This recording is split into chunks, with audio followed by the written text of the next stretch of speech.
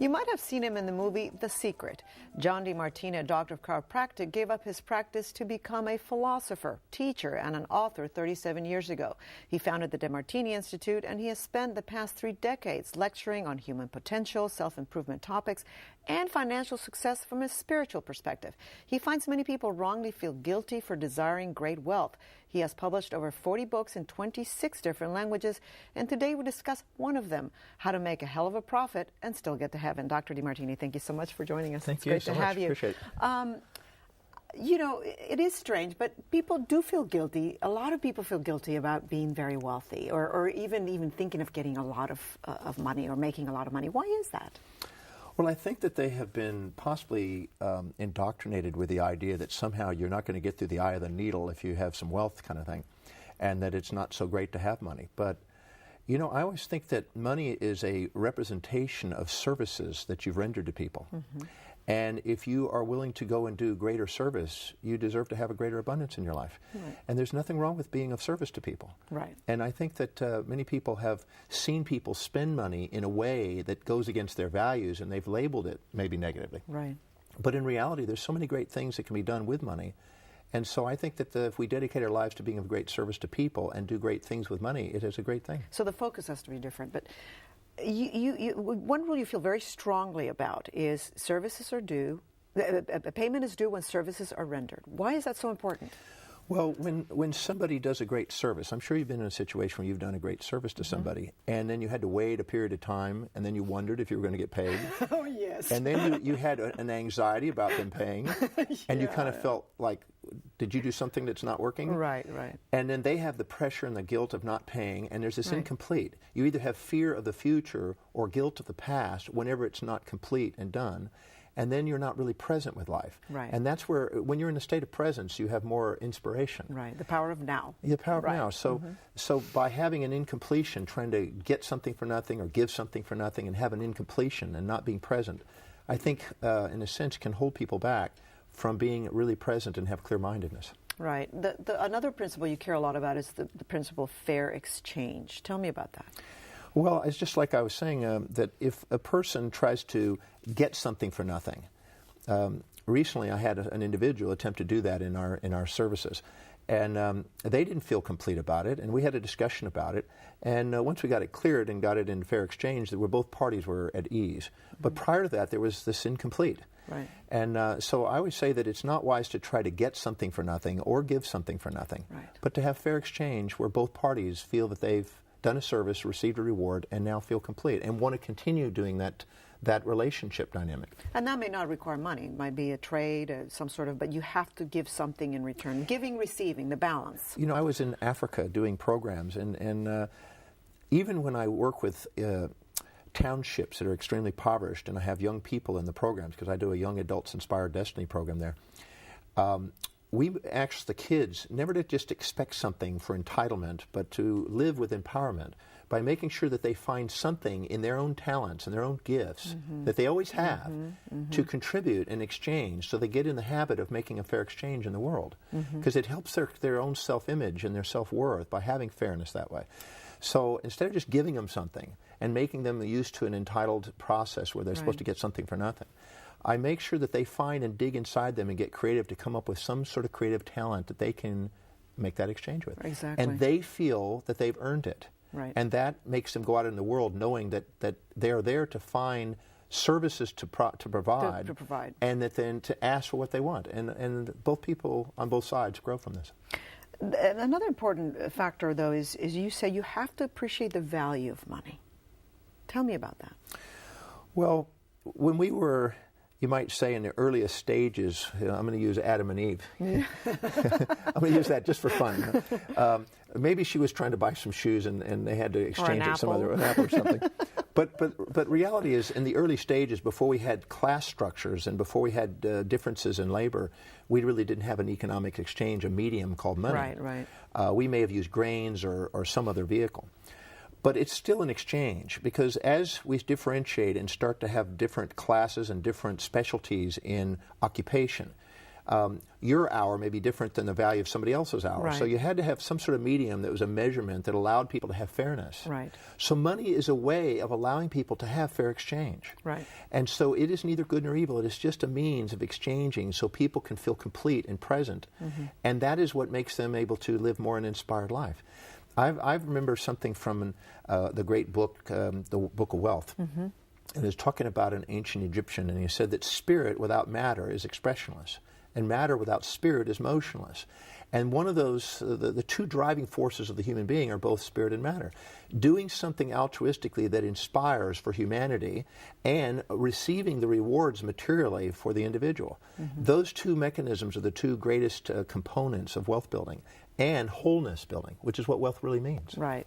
Well, and that's why there's a relationship between self-worth and net worth.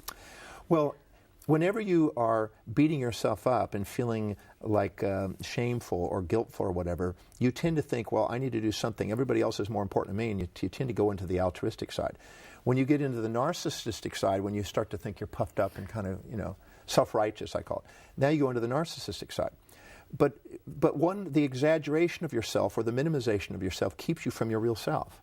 And when you're really balanced, you realize you're not trying to give something for nothing altruistically. You're not trying to get something for nothing narcissistically. You're giving something for something, which is, in a sense, the true nature.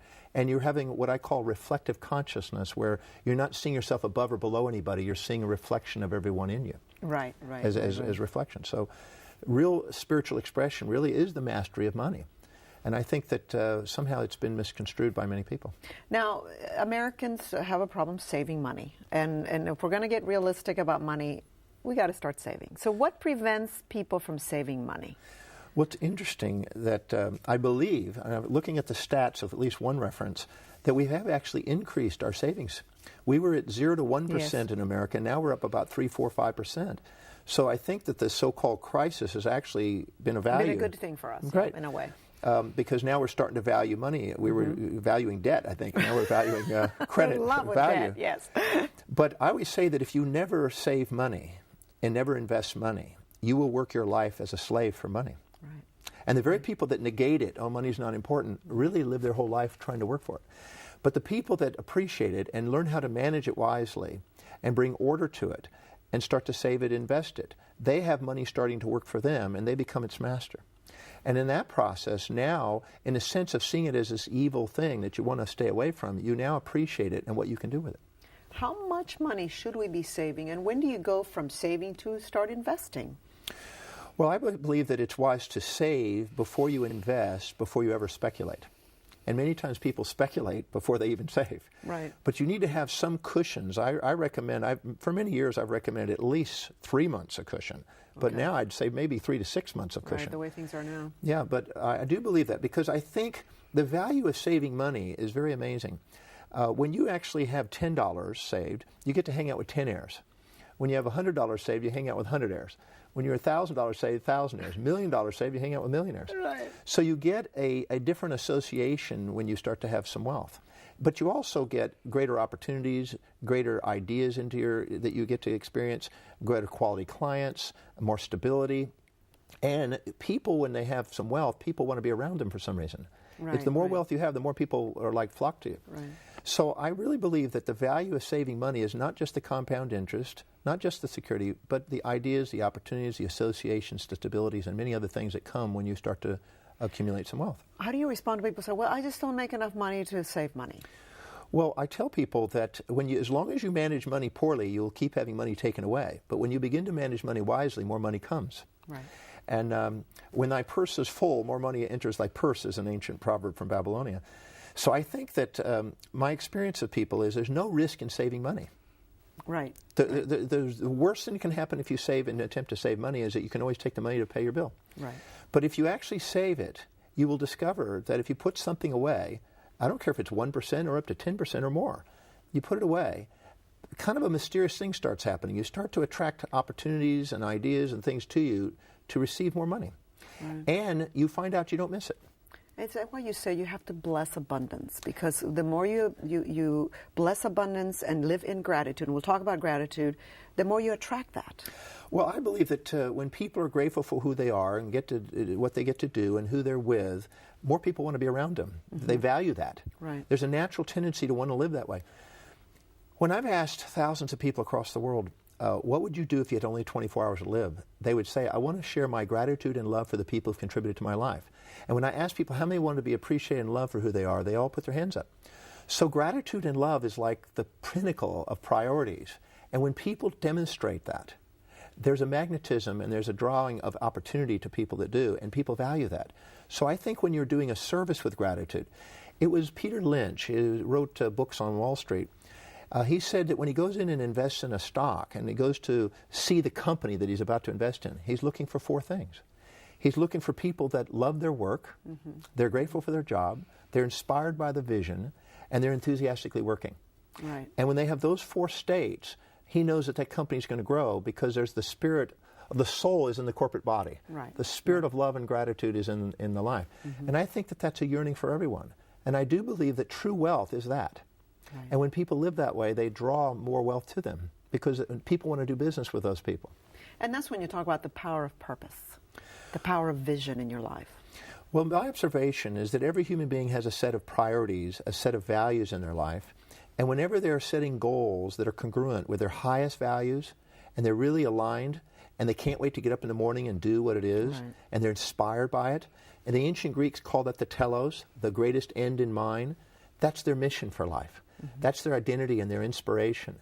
When they do that, that's where their greatest self-worth is, because they're willing to do whatever it takes to fulfill that. But if they live according to their lower values and have to have motivation on the outside to do it, they don't have as much confidence in themselves, they don't succeed as well, right. they don't feel greater self-worth, right. and they hold themselves back financially. Well, what about those people who say, well, you say you have to do what you love and the money will come? Well, sometimes the money doesn't come. Well, I would disagree on that. Doing what you love assists, but you have to appreciate money. Mm-hmm. There's 3 components of growing wealth that I've observed. One is you have to be willing to go and look into humanity and into the world and find some service that you, with your talents, are willing to give. You have to find something that's truly a need and a service in the world.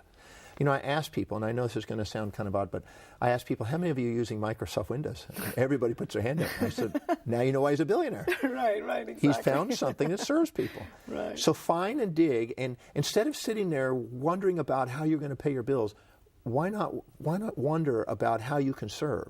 Right. Concentrate on the flowers, not the weeds. Right. Concentrate on filling your day with what would be of service, and watch what happens. So the first one is you have to basically dedicate your life to finding something that you would love to do and serve. Mm-hmm. The second thing is you want to make sure you're doing something. You want to value yourself. Because if you don't value yourself, even if you do a great service, you won't keep any of it. Right. You won't save any of it. You won't value you. So many people, when I ask them, what's the value of having wealth, they write down all the things they can spend it on, but they don't ever write down the things on how to manage it and how to accumulate it and how to build wealth. Right. So what they do is they take money and they immediately put it back out. And there's wisdom in doing that for the economy, but there's also wisdom in taking a portion of it and saving it. Right, keeping it. You also spend a lot of time talking about managing your emotions to be wealthy. Why is that so important? Well, when the stock market is up, people get a dopamine and oxytocin rush. They tend to exaggerate their capacity. They tend to take an ego and boost up their ego. And when they do, they start to speculate and start to use other people's money to go and gamble. And then when they get crunched, as we just recently went through, they get humbled. And then they really feel bad, and then they beat themselves up, and they get kind of shamed and frightened. And now what they do is they usually sell out at the bottom. So as Warren Buffett wisely put, until you can manage your emotions, don't ever expect to manage money. Right. You have to be able to have some degree of stability, because when the stock market goes up, you're actually paying more for the stock. Mm-hmm. So that's not necessarily a good thing. Right. And when the stock market goes down, you actually get more stock for less price. So that's not necessarily a bad thing. So the wise investor knows that whether it goes up or down, compared to a long-term vision, that's really insignificant. Mm-hmm. They're looking at a long-term vision. They're investing towards the mean, and they're being patient. and they're holding on to a vision, and they keep investing in dollar cost averaging their money. Right. But the person who is basically trying to gamble in the market and try to time all the market, Play games. They're playing games. Their emotions are they're punters and speculators that usually lose their money in the long run. What about when you say, well, you have to have a vision for wealth, and so you're imagining this great house and wonderful cars and trips all over the world, whatever. Is that enough? Just the vision? Well, no. You got to do it with something else. When I was asked, I put together a DVD set called The Wealth Wisdom of the Ages, and it was I was asked in South Africa to put this 1 hour special together, and we filmed it, and it was a summary of the Book of Wealth. Mm-hmm. And that's a 10-volume set created by Hubert Hal Bancroft in about 1896, I think. And it is the summary of the greatest individuals and the greatest organizations and institutions that ever created wealth in the last 6,700 years. And who created the hanging walls of Babylon and the Great China Wall and the pyramids at Giza and these kind of things. And one thing that stood out when I saw that is that the people who were those that were driving these visions to create these great edifices were people who had great humanitarian purposes. They were inspired by doing something magnificent for the world. But they also had such a self-esteem that they felt that they deserved to be the one that did that. They deserved to be royal. They deserved to be kings. They deserved to be vastly fortunate. And so they had incredible self-worth, but they also had incredible altruistic service focus. And they understood the means and the value of money. And so I think that it's wise to have all that. Right. And give yourself permission to do extraordinary things for the world and live an extraordinary life. Right. I'm a firm believer in that.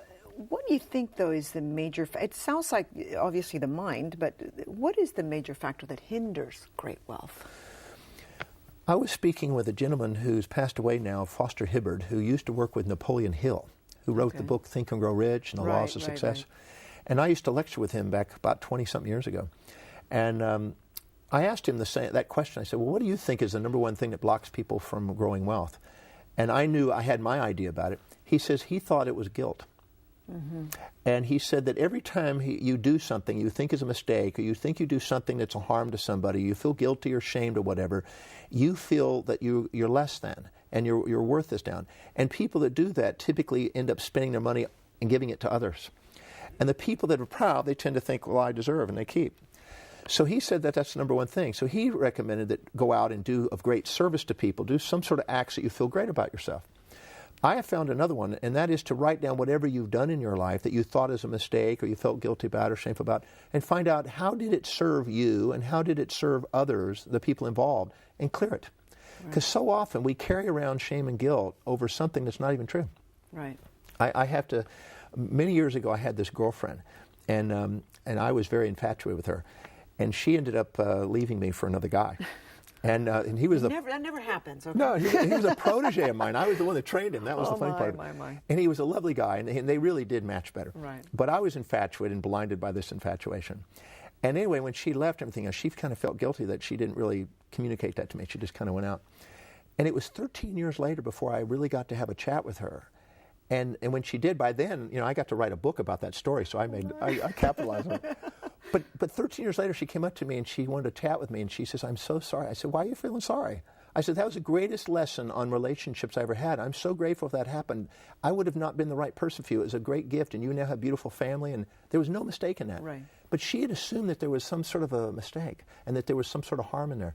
And many times we carry around shame and guilt over something that's not even true, and we've never taken the time to look at how it turned out. There's a higher order in life that we sometimes don't see. And we have to look again and go back and do it and clear that shame and guilt so we can feel worthy to receive. And that's what you learned from that? That it was what it was and accepted, and it was something you needed to go through. If I hadn't gone through that, I definitely would have not been able to do some of the things I do today. I'm very grateful for her to do that. So it kind of takes away the drama from all these things when you learn to accept things as from a higher spiritual point of view. I like to go beyond acceptance. I like to say thank you. Mm-hmm. Because anything you can't say thank you for is your baggage. And anything you can say thank you for is your fuel. Yeah, even you have to be thankful even for suffering sometimes. I have an exercise that I do in one of my programs called the Breakthrough Experience. And what we do is we make a list of everything that's ever happened in your life that you thought was not magnificent. Somebody criticized you, somebody rejected you, somebody stole from you, whatever it is. And go look for the other side. Right. When somebody rejected you, who is accepting you? When somebody stole from you, who is being generous to you? and put the thing back in balance. And when people do that, they're astonished at what they discover that they had been oblivious to. They didn't see the other side, but it's always there. Right. And once they did, they realized that there was nothing out of order in the whole time. They had just assumed there was. And when they did, they freed their mind and they were able to feel thankful. And they didn't have the fears and guilts that keep people from being present and inspired, grateful and loving, enthused about life. Or the victimhood. Oh, it was done to me, and right? Yeah, but why would you want to be a victim of your history when Exactly. you can be a master of your destiny? I like that. I like that. Tell me about heaven, because you describe heaven in a certain way in the book, and I think it's very interesting. Well, I always say that heaven is gratitude, and hell is ingratitude. If you're not grateful for life, that's hell. Mm-hmm. And if you are grateful for your life and the people and the things you get to do, when you're living according to your highest value and you're inspired and you can't wait to get up in the morning, that's heaven. Right. And when you feel like you've been productive and be of service to people and got rewarded and had some prosperity for the day, that's heaven. But when you feel like you're ungrateful and you have unrealistic expectations that aren't matching reality, that's hell. And I think that sometimes we're not seeing the higher order, that which is really to be grateful for. And we sometimes are living in a state where we have unrealistic expectations and we're angry. I always say that anytime you have the ABCs of negativity, which is anger and aggression, blame and betrayal, criticism and challenge, it's because we've projected a fantasy of unrealistic expectations on others or ourselves to live by. Yeah, that's a very good way of putting it. I also enjoyed very much, because you have a stereotype of the story of the doctor and the assistant. You know, we expect the doctors to be rich and the assistant to be a secretary who doesn't make enough money. But you shared that story in the book, and I thought it was very interesting. I was in Florida, and I was speaking to a large group of doctors, and this one doctor came up to me afterwards. He says, "Can I consult with you?" And I said, "Certainly." So we got over in a private area, and we went consulting. He said, I'm in practice. I do about $6 million a year, $6.29 million a year, I think it was. And but I'm having to borrow $320-something thousand for money for taxes this year. I said, "You make $6-something million and you have to borrow money for taxes?" He says, "Yeah." And so I realized that here's a guy that's making lots of money. He's doing a lot of service, but his value system is dictating the way it's spent. See, the hierarchy of one's values dictates their financial destiny. And he had a higher value on fancy cars, fancy parties, fancy travel, fancy artwork, big homes, everything else. He didn't have a value on paying his taxes. He didn't have a value on saving his money. And so it didn't matter how much money he made. He still, with this value system, was going to be having to borrow money.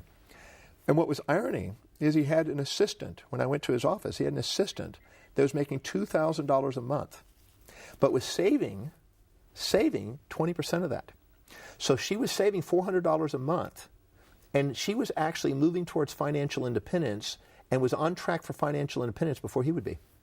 So it has nothing to do with how much money you make. It has everything to do with how you manage what you make. And how you keep it. How much you keep. How do you know you're living smart? You know you're living smart when you have a hard time getting the smile off your face. You can't wait to get up in the morning and do what you really love to do. You're thankful for the people that you are surrounded by. And at the end of the day, you can look in the mirror and you go, wow. Thank you very much. We really appreciate having you here. Thank you. Thank you. And now on our green tips, the new green cars coming into the marketplace with Houston Area Research